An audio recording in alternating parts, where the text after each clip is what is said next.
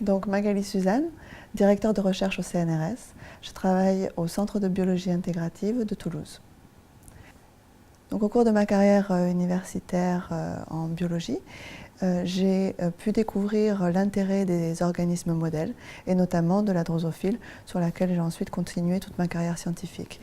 Donc pourquoi l'intérêt de ces systèmes modèles? Parce que ce qu'on peut faire sur ces systèmes modèles est très complémentaire des recherches qu'on peut faire sur les cellules humaines ou les modèles comme la souris, les modèles vertébrés.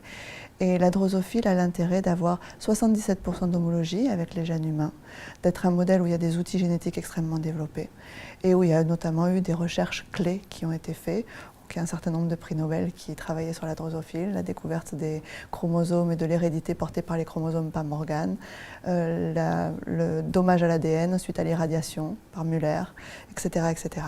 Donc dans l'équipe, en fait, j'ai pu monter un projet qui rassemble un petit peu les différentes expériences que j'ai pu avoir au cours de ma carrière.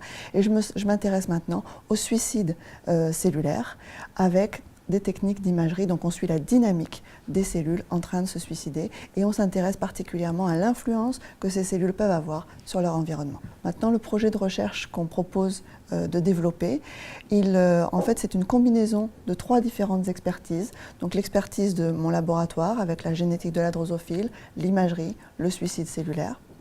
L'expertise du groupe de Isabelle Maridono-Parini qui travaille sur des tumeurs humaines et sur l'infiltration de macrophages dans les tumeurs humaines.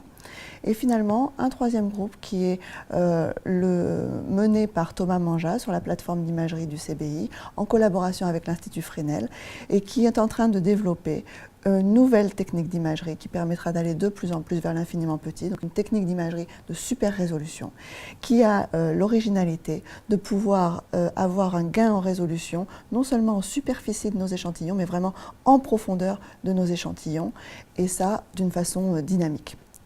Donc la combinaison de ces 3 expertises vont nous permettre en fait de nous demander quelle est l'influence du suicide des cellules et de leur élimination par des macrophages sur la rigidité tumorale et l'invasion tumorale.